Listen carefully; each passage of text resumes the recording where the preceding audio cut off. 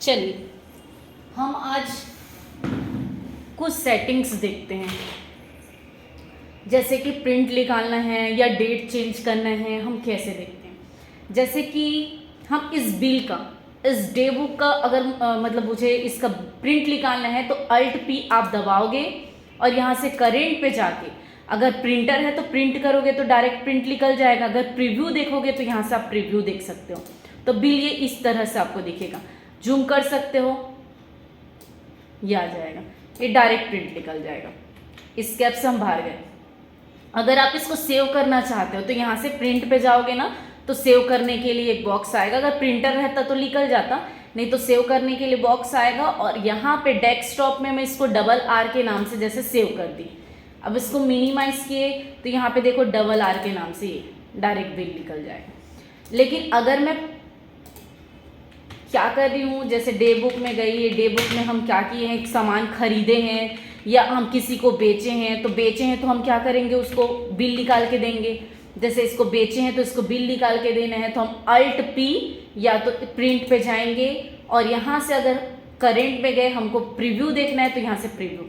Bill इसी तरह से दिखाई देता है। जूम में जाओगे तो इस तरह से आप बिल देख सकते हो, इस तरह से रहता है ना, क्या क्या सामान खरीदे हो, कितना जीएसटी लगा हुआ है। अगर आपका जीएसटी पिन नंबर अगर ज़्यादा डिटेल हम डाले रहते जब कंपनी बनाते हैं तो वो सारा डिटेल भी नीचे शो करता है। अभी हम ज़्यादा डिटेल डाले नहीं थे इसलिए ना ऊपर ज़्यादा डिटेल शो कर रहा है। देखो यहाँ पे डिलीवरी नोट वगैरह, डेट वगैरह, ये सारी चीज़ हम डाले रहते तो यहाँ पे वो शो करता, लेकिन बिल इसी तरह से आपको दिखाई देता। अब देखते हैं, जैसे कि हम कंपनी बनाते हैं किससे, F3 पे जाते हैं, है ना। अब यहाँ से हम कंपनी बनाते हैं क्रिएट कंपनी से। क्रिएट कंपनी में हम जिस भी नाम से कंपनी बना रहे हैं, ideal computer centre RJN Rajnandgaon हम दे दिए। यहाँ पे हम जो भी है छत्तीसगढ़ वगैरह ले लिए। अगर यहाँ पे हम देते हैं, कोई भी डेट चेंज करते हैं, जैसे 1 अप्रैल 2015 हम दे दिए, डेट दे दिए और इसको हम एक्सेप्ट कर लिए, इसको भी एक्सेप्ट कर लिए। जब हम यहाँ से लेज़र बनाते हैं, वाउचर एंट्री करते हैं, डायरेक्ट मैं वाउचर एंट्री करती हूँ। वाउचर एंट्री करते हैं जैसे F6 में, टू कैपिटल। अब यहाँ पे कैपिटल लेज़र नहीं बना है तो हम अल्ट के साथ क्या दबाते हैं, C दबाते हैं। अल्ट के साथ C दबाए, कैपिटल का ग्रुप क्या बनता है, कैपिटल अकाउंट हम दे दिए। अब डायरेक्ट इसको एक्सेप्ट करने के लिए क्या बताई हूँ, Ctrl+A दबाते हैं। अब यहाँ पे हम जैसे 1 लाख रुपए दे दिए और यहाँ पे बाय कैश, तो जैसे ही हम एंटर करते हैं ना तो यहाँ पे एक्सेप्ट का ऑप्शन नहीं आता है। हम वहाँ पे डेट चेंज किए रहते हैं या पहले से जो डेट रहता है, अब जैसे ये 2025 का अप्रैल आएगा उसके बाद यहाँ पे डेट चेंज करने का ऑप्शन आएगा, क्योंकि अभी अप्रैल नहीं आया है 25 का। 1 अप्रैल अगर आएगा ना तो यहाँ पे डेट चेंज करने के लिए बोलेगा, और वो डेट जब तक चेंज नहीं करोगे तो ये जो है हमारा वाउचर एंट्री एक्सेप्ट नहीं करेगा। तो उसके लिए हमको डेट चेंज करने के लिए क्या करना होता है, अल्ट के साथ आप F2 दबाओगे। अब कैसे, जैसे 1/4 वहाँ पे क्या दिए थे हम, 15 दिए, से बिजनेस कब तक चलेगा, 31/3। अब 15 से वो मार्च में चला गया, मतलब वो 16 तक जाएगा, लेकिन अभी भी चेंज नहीं हुआ रहता है। तो आपको अल्ट F2 के बाद में F2 में जाके चेंज करना होता है। जैसे 1 अप्रैल 2015 यहाँ जाके चेंज करेंगे तब ये चेंज होता है जाके, और इसको एंटर करेंगे तो एक्सेप्ट करेगा। ठीक है, जैसे हम क्या किए, सबसे पहले F3 में गए थे और किस पे गए, क्रिएट कंपनी में गए। जिस भी नाम से हमको कंपनी बनाना है वो कंपनी बनाने के बाद यहाँ पे आपको स्टेट वगैरह जो भी देना होता है, यहाँ से डेट वगैरह चेंज करना है तो कर सकते हैं। Ctrl+A से आप एक्सेप्ट करोगे, Ctrl+A से एक्सेप्ट करोगे।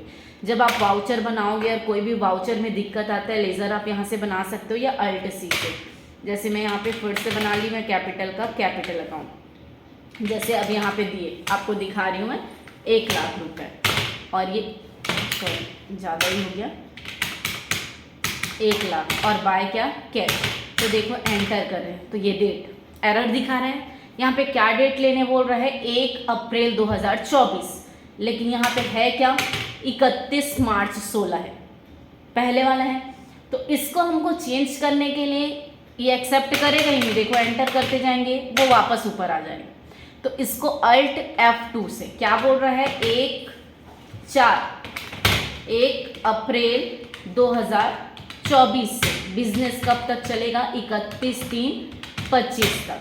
लेकिन अभी भी चेंज नहीं हुआ है तो F2 में चेंज करेंगे 1/4/2024, ये 24 बस भी लिखोगे तो ले लेगा। अब चेंज हुआ, अब इसको एक्सेप्ट करेंगे तो ये एक्सेप्ट हो जाएगा। ठीक है, तो इस तरह से आप क्या कर सकते हो, डेट भी चेंज कर सकते हैं।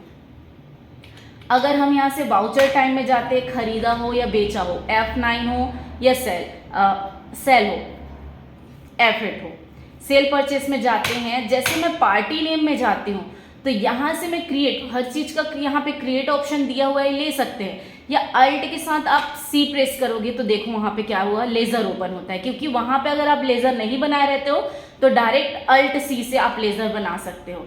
जैसे देव से सामान खरीद रहे हैं तो यहाँ पे हम सेंट्री क्रेडिटर दे दिए, खरीदा क्रेडिटर दिए, फिर एंटर किए। अब यहाँ पे जैसे कि परचेस का परचेस अकाउंट आता है तो आप यहाँ से क्रिएट में जाओगे तो भी आएगा, या अल्ट C में। जैसे परचेस का दे दिया हम परचेस अकाउंट, इसको भी एक्सेप्ट किए।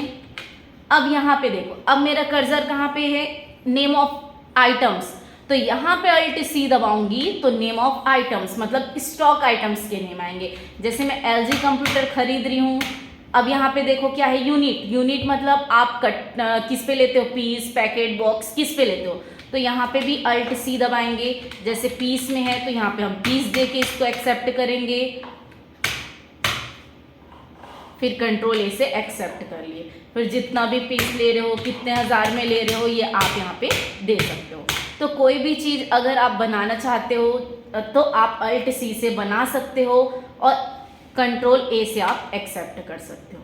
एक्सेप्ट करेंगे, डबल बार का मतलब कंट्रोल होता है, अगर सिंगल रहता है तो अल्ट कहलाता है। तो ये कंट्रोल के साथ आप प्रेस किए। पेज अप से आप कीबोर्ड में पेज अप पेज डाउन करेंगे तो आएगा। अगर मान लो कोई वाउचर गलत बन गया है तो यहाँ से भी आप अल्ट के साथ D दबाओगे तो यहाँ पे यस या नो, अगर मैं यस में कर्सर रहता है, एंटर करूँगी ना तो ये वाउचर एंट्री क्या हो जाएगा, डिलीट हो जाएगा। देखो अब पेज अप करो, डाउन करो, नहीं दिखेगा। आप यहाँ से जाके डे बुक में जाओगे तो भी देखोगे तो आपका देखो सिर्फ कैपिटल दिख रहा है। यहाँ से भी अगर कोई वाउचर नहीं चाहिए तो अल्ट के साथ क्या कर सकते हो, D प्रेस कर सकते हो। एंटर करेंगे तो देखो एक भी वाउचर नहीं।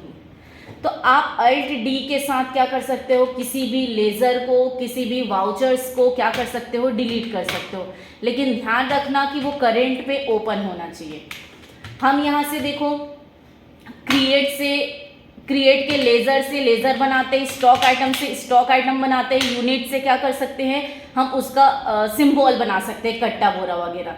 लेकिन आप अगर चेंजेस करना रहेगा तो अल्टर में जाके यहीं से आप लेज़र को चेंज कर सकते हो, स्टॉक आइटम को चेंज करना है तो स्टॉक आइटम में जाके स्टॉक आइटम चेंज कर सकते हो, यूनिट पे जाके यूनिट को भी चेंज कर सकते हो।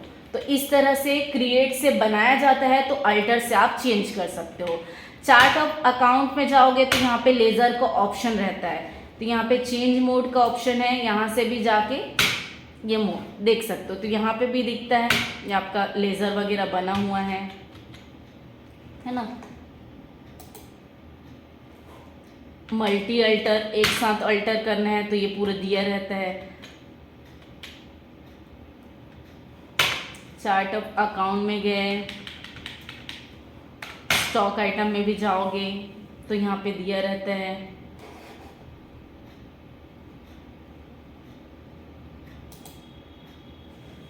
ठीक है, तो आपको ये बताना चाह रहे हैं कि क्रिएट से क्या कर सकते हैं, आप कोई भी लेज़र बना सकते हो और अल्टर से आप चेंजेस कर सकते हो, चाहे लेज़र हो, चाहे स्टॉक आइटम हो, चाहे यूनिट हो।